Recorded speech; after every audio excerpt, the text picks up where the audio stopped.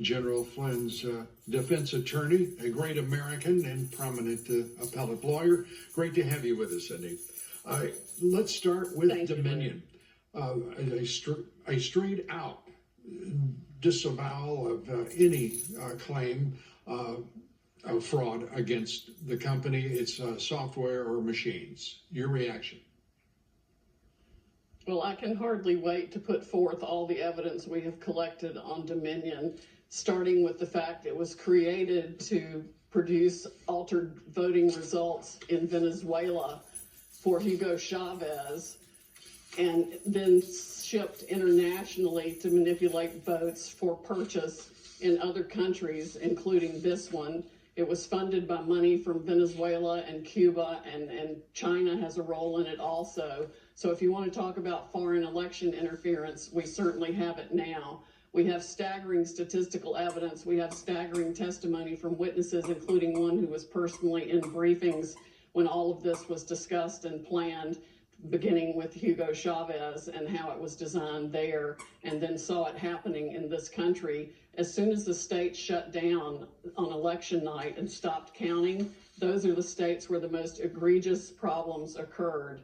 We also need to look at, and we're beginning to collect evidence on the financial interests of some of the governors and secretaries of state who actually bought into the Dominion systems, surprisingly enough. Hunter Biden type graft to line their own pockets by getting a voting machine in that would either make sure their election was successful or they got money for their family from it. Well, that's straightforward. It may take, you're going to have to be quick to go through and to produce that investigation and the results of it. The December deadlines are approaching for electors, and just as we saw in 2000 with Bush v. Gore. How critical are those deadlines, and how urgent does that make your investigation and discovery? Well, for fraud this serious, I think even if the states are stupid enough to go ahead and certify the votes where we know the machines were operating and producing altered election results, if they're stupid enough to do that, then they will be set aside by the fraud also. I mean, we are talking about hundreds of thousands of votes. President Trump won this election in a landslide. It's going to be irrefutable, and patriots are coming forward every day, all day, faster than we can collect their information with the testimony they're willing to give under oath about how their votes were stolen and how the machines operated. They were updated the night of the election, sometimes after the election. We've got statistical evidence that shows hundreds of thousands of votes being just put in and replicated. It's going to be, there needs to be a massive criminal investigation, and it's going to affect millions of voters and elections. With these allegations, these charges, is the FBI already carrying out an investigation of these voting companies where their servers are domiciled, and in at least three instances, we know they're in foreign countries? Tell us where the Justice Department is in all of this. I wish I knew. I'm not on the inside, so I'm not privy to that information. I know that even Democratic senators and congresspeople for years have reported problems with this system to the FBI and to the government, and nobody's done a blooming thing about it.